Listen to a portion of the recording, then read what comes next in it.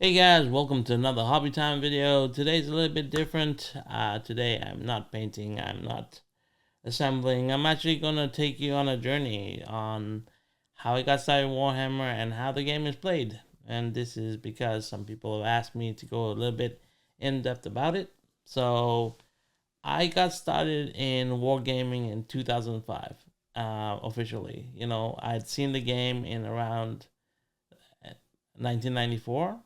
I was walking through a mall, and there's a games workshop in the mall, and I was fascinated by knights versus the lizard men at that time, and it was really cool. I've always been into fantasy battles, and at that time, knights and dragons were my thing, and I've always been my thing. And I was really interested, and I walked into the mall, and they was playing this game. It looked like a board game, but it wasn't. Using tape measures and dice and models that were painted, and I thought, oh my god, this is really cool. And I picked up a box set, and that was in 1994. But I was in university. I was going through a lot of stuff, and I just never had the time, so I shelved that. In 2005, I kind of got back into it. It's a long story. I'm not gonna bore you with it. But anyway, from 2005 all the way to 2019 or 2020, I played Warhammer competitively. I played Warhammer Fantasy Battles first. I did really well. I was in the White Dwarf, which is the official magazine for Games Workshop. I went to the nationals, etc., etc. I had a really good stint in AOS, which is another game that of Warhammer, where I was ranked top 10 in the world, and I had a good ranking in Canada for a very long time. I went to Las Vegas Open, and placed really well, Adepticon, etc., etc. So I had a long time of wargaming, and then when the pandemic hit, I quit and I sold everything that I had and I left. And then recently, as you know, I've got back to wargaming, but now I play Warhammer 40K. So a lot of you have seen some of the battle reports I've been putting up and wanted a little bit of clarification on how the game runs. And so this is my, stab at how to play Warhammer 40K right now. So let's start from the beginning. Warhammer 40K is a game of fantasy battles played between two players normally, where we assemble and muster armies, which are then we purchase the models to play such armies, and we paint them and we put them on tabletop when we play the game. So let's start at the top, which is selecting an army. So the first thing you do is you go to the Games Workshop website and you go look at what armies are available. So as you can see here, shop by faction. Space Marines is one of the biggest chapters, and as you can see there's different flavors of Space Marines here, but they are the biggest chapter of armies available. So Black Templars play very different from Blood Angels, play different from Dark Angels, etc., etc. So you can choose Space Marines, or you can choose armies of the Imperium. So you have Adeptus Sororitas, which is the Sisters of Battle. So these are Battle Sisters. You can choose Adeptus Custodes, which I play, which is the Emperor's bodyguard, etc., etc. So yeah, you can go there. You can choose that. And you can also go all the way up to Xenos armies, Chaos armies. So there's Chaos armies. So Chaos demons are really cool, funky models that I really enjoy as well. So you can see there's a broad scope and depth to what factions you want to use and pick up. But once you choose an army that you want, it is best to start with in if you really want to start, you start with a combat patrol. Combat patrol is a collection of units that form a very small points cost, right? So I'll get into that in a second. But normally, when you start, you play a 500-point game, then you progress to a 1,000-point game. But at competitive level, we play at 2,000 points each. So I would play 2,000 points. My opponent would bring his army with 2,000 points. We play a game of Warhammer 40K. So how do we muster an army? So like I said, you start off with, picking an army. Once you pick an army, you get something called the codex. So this is a codex, like this is the Black Templar Codex, right? And in the back, so this codex covers the army. It tells you everything about the army history. So it's a beautiful book. If you guys like just lore and reading, there's a lot to go in it. It goes through heraldry, it goes to different things about the army, where they come from, etc., etc. So really cool. So the first part of the book is normally all about the history, and there's a lot of cool art in there that's just phenomenal if you like this kind of stuff, which I love. So and then we get into how you paint the army. So it gives you like different color schemes, showcases like different examples of painting. Very detailed. Obviously, Games Workshop has invested a lot into their painters, so they have very cool detailed models. Um, it starts with Combat Patrol, like I said, which is the starter box. So this goes through what you get in the starter box and how each unit in that starter box operates, and then how to paint the starter box. So it goes through all the different things you have to do to paint the army. So it's very detailed, but that's Combat Patrol. And then we get into the forces. So this is where, when as a competitive gamer, this is probably where we start. We get to know the overall army rule for the army we've chosen. So every army has its own kind of flavor, its own kind of rules. So the Templars have vows, and they have to fulfill their vows. And then every army is broken up into different detachments, just like a general army. Like you'd have your armored battalion, you'd have your Navy SEALs, whatever. This is the same thing. Each detachment has its own specific flavor. So, like this Companions of Vehemence or the Vindication Task Force, these are different detachments from this army. So, when you pick an army, you have to then pick a detachment. The detachment has custom rules, it has custom stratagems, and those are all pertaining to the army that you're building. So you can go through this and pick whatever detachment flavor you like, and each detachment kind of changes the way the army plays. And then once you've picked your detachments, you start filling out the units that you're going to use. So as you can see here, every unit has the standard abilities, which is movement. So everything is measured in inches. So movement is 6 inches. Toughness means how tough they are. Save, what is their baseline save? How many wounds they have each. What's their leadership value, and objective control, which is 1. So this game is all about objective control and getting your objectives and missions done, right? So anyway, you can go through this, you find the units you like, you start to muster the army. In the back of the book here, there is the points cost for every unit. So basically, if you say I want a Castellan, he's going to cost me 75 points. So that's how you make up the points, and you build up your army to 2,000 points. Now, at the back of every book, there's a little code here, which I've scratched out here, and that code goes into an app. So let's go take a look at this app. All right, so here's the app. So when you open it up, once again, you have to pay it. It's a paid subscription. It's about $90 for the year. But you get access to whatever codes you've put in. So when I want to build a battle force, so over here I can go through all the rules. So let's just take Black Templars here.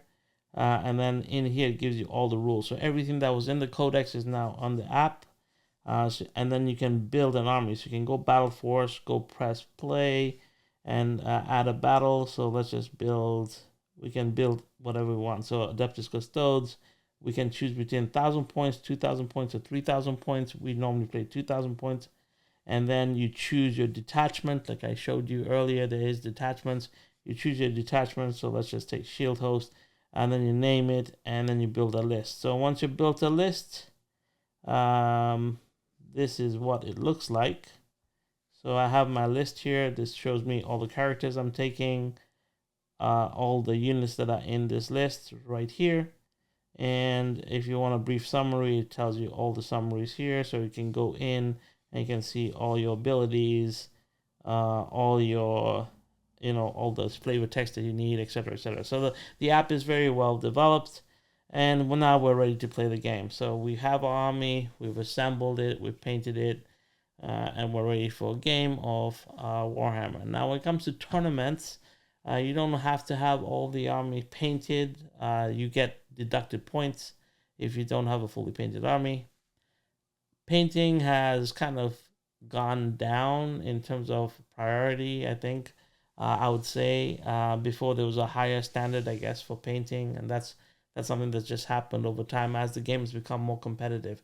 When I started wargaming in 2005, a big tournament was 80 players. Today in 2025, 20 years later, a big tournament is thousands of players, 1,200 players. So the game has really expanded, has really grown, and things have become more streamlined. Appealing to the masses has dumbed down some of the things that were a little bit more of an elitist thing, like painting requirements, etc. They've really dumbed down. Before there was a painting matrix, now there isn't. It's all about get 3 colors on the model, make it base it, and get it ready for tabletop. So there's a lot of things that have changed. But once you have your army ready, the main thing you have to understand is, let's go here. Let's go to the next screen here. So the first thing you have to understand is a game of 40K, and this is just off a YouTube channel, Art of War, which is one of the biggest, one of the bigger channels on YouTube. But a game is played on a 60 by 44 inch table. So it's 60 inches wide, 44 inches deep. And then it's based on a layout. So the first thing that we do when we come to the table is we choose the primary mission. So the primary mission means every table has objectives on it, and the mission tells you what those objectives mean. So there's, as you can see here, there's around 10 missions that can be chosen from. So these are the 10 missions currently in our game. And then the deployment is pertaining to a layout. So then there's different layouts. So Games Workshop has its own layout. So a layout would look like this. So this is once again a 60 inch by 44, and this is the layout. And as you can see, everything is standardized now. So terrain is based around templates, and then walls that kind of block line of sight, etc. So the game is built very differently than it was before. Before, there was a lot more freedom. Every tournament you went to, the tables were different. Now it's all standardized. It's all changed. So the layouts are like this. That's why when you see the battle reports, the terrain is all collapsible, folded, just simple L's and U's that you see here. So now we got our layout. We have our mission. We can set up an army, and then depending on it, it's our layout. It's our deployment zone. So what kind of deployment do we have on that layout is determined here. So a lot of this is done in the app, in a different app. So what we use when we're playing tournaments, we're using an app like this. This is the app that we use for tournaments, and basically we create a new game, 40K, and let's just go through this quickly. It will ask you to choose a mission. So here we can randomize. So right now it's got mission F here, which is hidden supplies and hammer and anvil. And if we go on,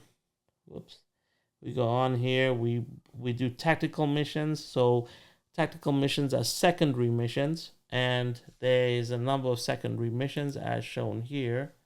So if you go here on the secondary missions, you can see there's all these secondary missions, which are cards that we draw during the game. So every player round, each player gets 2 secondary missions for that turn, and they must try and accomplish those missions. So there's a primary mission in play, which is throughout the whole game, and then secondary missions are released on a turn. So depending on what secondary missions you draw, you have to do certain maneuvers, etc., etc. Right? So I know I'm going fast through this, but that's generally how the game is played. So we have our deployment zones, we have the layout, we have our missions, we have objectives.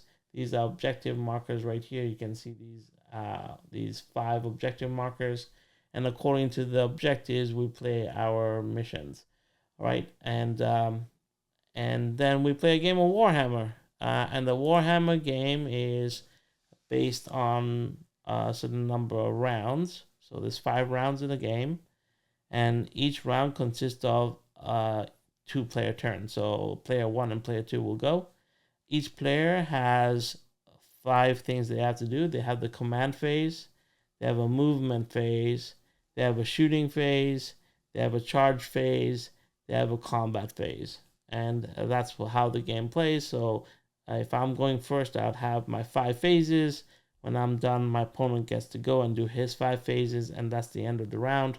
Then we calculate, what secondary missions were scored, and then primary missions are always done at the beginning of the round. So if you've achieved a primary objective, you get your points.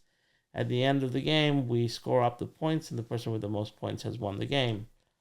That, in a nutshell, is what Warhammer 40K is about. I hope I've done a good enough job to explain it.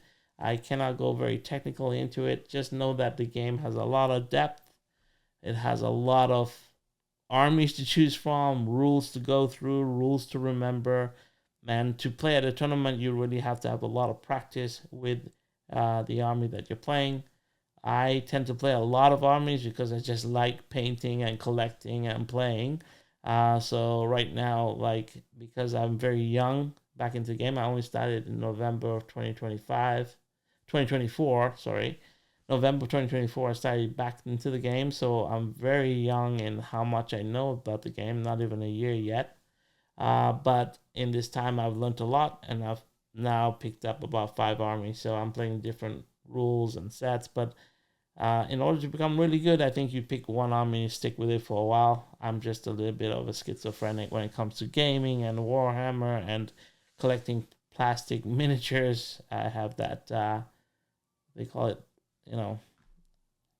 I love plastic miniatures, and I collect a lot more than I actually play. So definitely it's not the ideal way to learn the game. But that in itself is about my hobby, about wargaming. Hopefully I've covered a couple of things that some of my subscribers had asked. This is a brief overview. Once again, like I said, there's lots of channels out there. Art of War, Vanguard Tactics, Dice Tell the Stories. There's so many good channels out there on Warhammer today. It's unbelievable. And I'm just starting my journey. So thank you for being here. Thank you for watching another Hobby Time. Remember to get something done in your hobby 1 hour a day, 1 day at a time. And let's have some fun. Thank you so much for watching. Have a good evening.